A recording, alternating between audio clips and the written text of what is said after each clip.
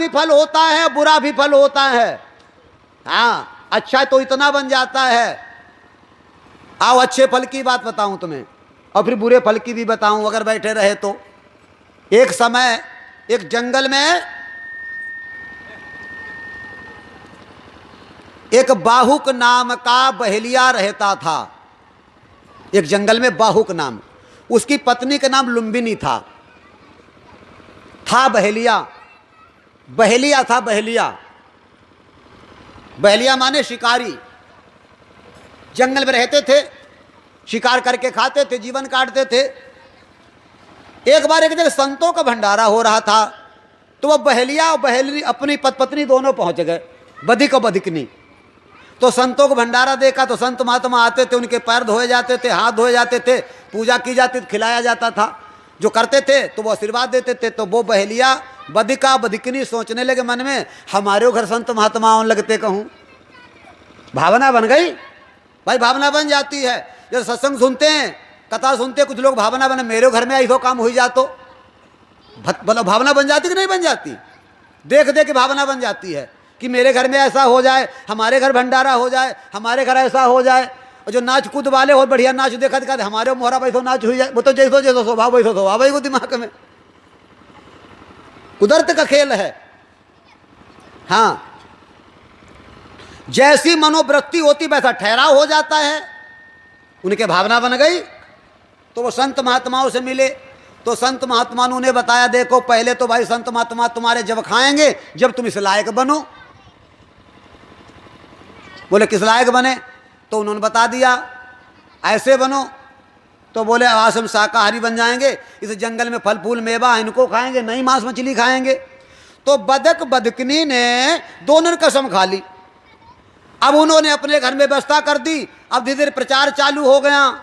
जब प्रचार चालू हो गया कि वो बहेलिया है, वो संत महात्मा को भोजन करवाता है, तो संत महात्मा जाने लगे।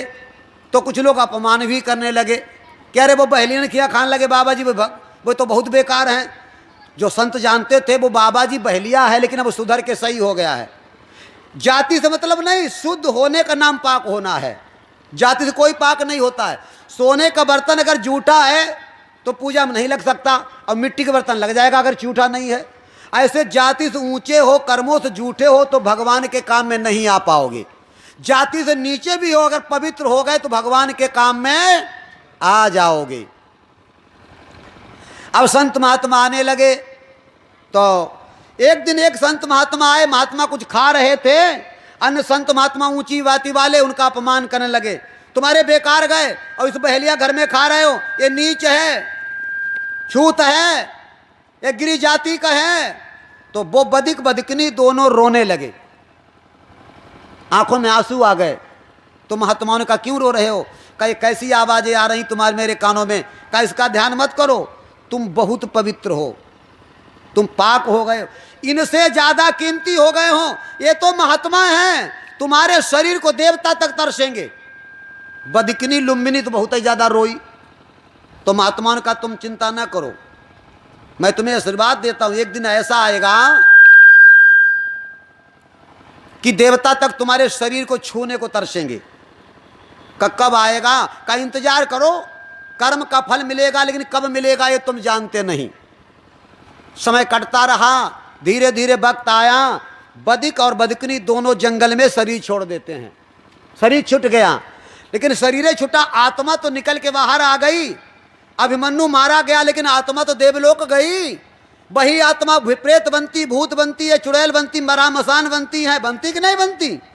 वो तो अजर अमर है, वो मरती नहीं है। खोल बदलता है, जैसे कपड़ा दिन में तुम सुबह पैंट पहन दो, शर्ट पहन दो, दोबारा हम धोती कुर्ता पहन लो, ऐसे काया खोल बदलती है कई रूपों में जाकर। जैसे जैसे पाप होते हैं वैसा भोगती है। शरीर छोड़ गए, और शरीर छोड़ने के बाद में जब उन्होंने कर्म बदला, थे तो बधिक बधिकनी, वही दोनों आत्माएं, उनकी पत्नी और पति जब दोबारा दुनिया में आए तो वही पति बहेलिया राजा नल बन के आया, और वही लुम्बिनी नाम की बधिकनी दैवंती बन के आई। अब इतनी सुंदर बन के आई जिसका ठिकाना नहीं। भगवान शंकर भी बहेलिया के घर में भोजन करने गए थे।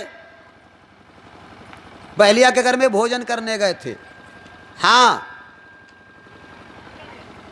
लगो, बहलिया जब मरा था तो शंकर जी के द्वारा मरा था। तो वो जब रोई है ना तो शंकर जी प्रकट होके कहते हैं, अय लुम्बिनी तू चिंता मत कर, मैं तुझे वरदान देता हूं, मैं खुश हो गया तुझसे, अगला जन्म होगा तो तेरा पति राजा नल बनेगा, तू दैवंती, और मैं तेरी शादी करवाऊंगा। आज हमसे बिछोड़ हुआ है ना तो मैं ही तेरा विवाह कराऊंगा, मैं हंस बन के आऊंगा, तेरी शादी करवाऊंगा। लिखा है नल पुराण में, भगवान शंकर हंस बन के आए और उन्होंने दैवंती और राजा नल का विवाह करवाया। हम नल पुराण की भी कथा जानते हैं, पूरी कथा, 52 लड़ाई जानता हूं। विवाह कराया राजा नल का भगवान शंकर ने। और वही दैवंती का जब विवाह हुआ, इतनी सुंदर हुई, राजा इंद्र गए दैवंती के पास, मेरे गले माला डाल देना। दैवंती को बोध था, वो समझ रही थी ये भगवान ऋषि मुनियों का वरदान है, देवता लोग ऊंचे कुल वाले मेरा अपमान करते, आज मेरे बदन से प्रेम करते, मुझसे विवाह करना चाहते हैं। इंद्र ने कहा मेरे गले माला डाल देना, लेकिन दैवंती ने इंद्र नल के गले में ही माला डाला था। राजा ने नाराज भी बहुत हो गए इस बात पे थे कि दैवंती तूने मुझे विवाह नहीं किया, तुझे बहुत दुख दूंगा।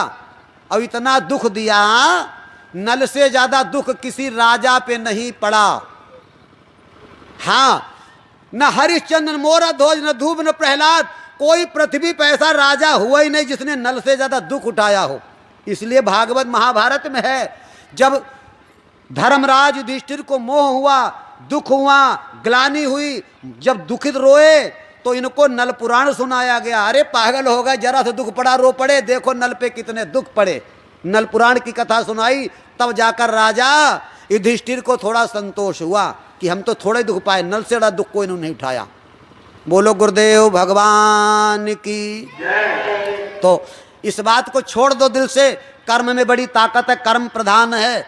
ऐसा कर्म करो अगला जीवन मेरा संभाल के हो जाए, और ऐसा मत करना। एक समय एक गांव में एक भैया रहते थे। अब दूसरा सुनो, ये तो ऐसा सुना, अब दूसरा वाला भी सुन लो। वो भैया मन में विचार किया परदेश धन कमाने जाएंगे। गए, गांव से 4 भैया गए, और उनकी माँ ने विदा किया, बाप ने विदा किया, बहनों ने विदा किया, और ये भी गए। इन्होंने जाकर परदेश में बहुत धन कमाया चारों ने, और चारों कमा के वहां से चले लगो। तो एक एक करके चले आए। बाद में क्या होता है, बंद कर दो, कौन बजाओ, बंद करो, कौन है इसे?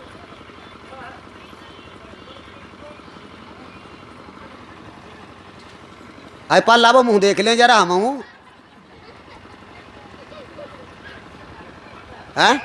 कौन है बच्चा बजा रहा? मत बजाना आप। कोई सियानो बच्चा है? बच्चा है कल। हाँ, जय जय बच्चा, जो तो चच्चा मालूम होते रे, यह टट्टर वालो है लगत के, जो टट्टरे वालो है, जो जह कर हम टट्टर ली। बोलो गुरुदेव भगवान की। बच्चों बजाई दे तो पैदा ना अंगुरिया चले वो जान। हाँ हाँ, आओ। तो मैं ये बताना चाहता था, अब वहां पे 2 भैया चले आए, 2 रह गए वहां। एक भैया के पास धन था और दूसरे के पास, तो इस भैया, एक भैया के मन में कपट पैदा हो गया कि अयोग धन अगर हमें मिल जाए तो हम दोनों पाए जाएं। अब मिले ही कैसे, हम जल्दी अपनी व्यवस्था बना लें। जब मोह पैदा हो गया, लालच आ गया, और लालच जब आता है तो पाप जन्म लेता है।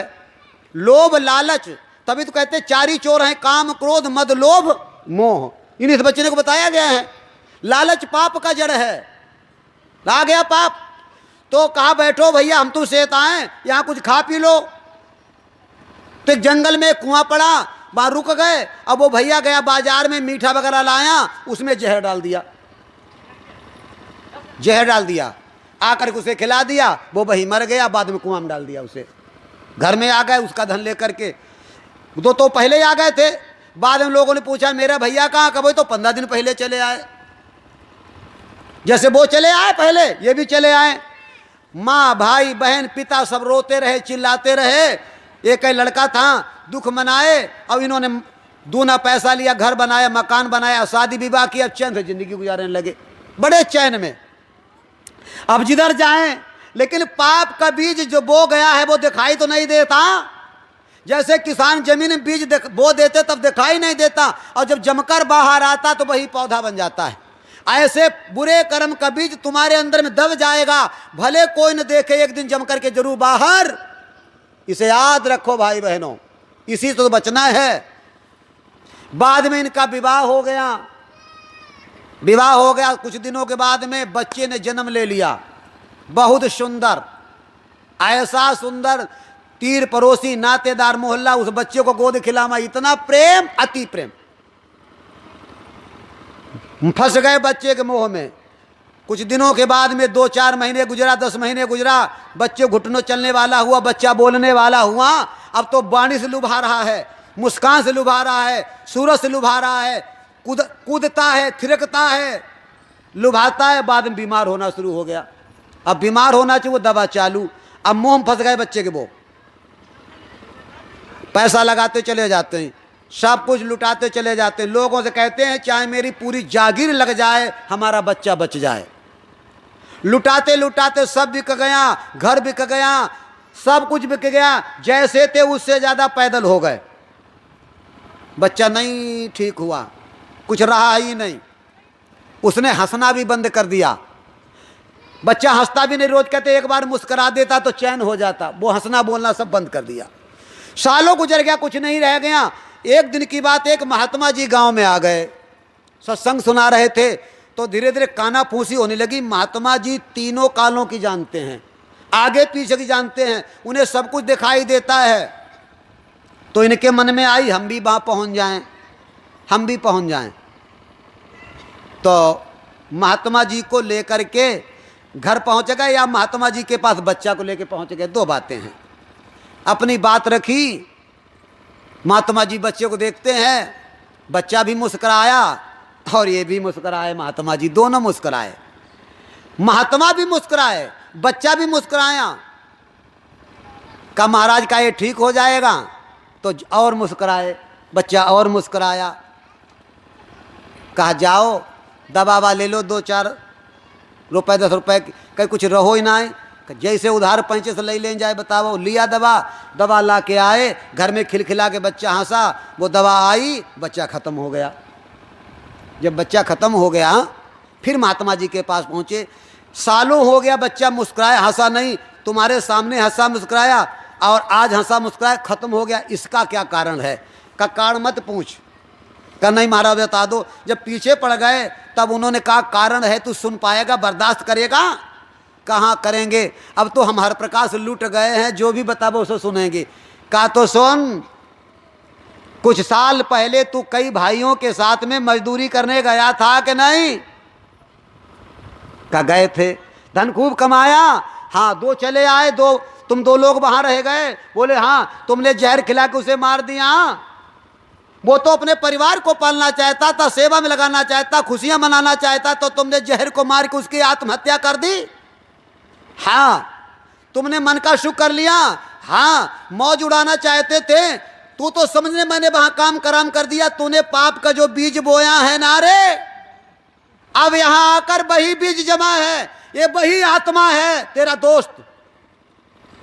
वहां तेरा दोस्त था और यहां बना है दुश्मन।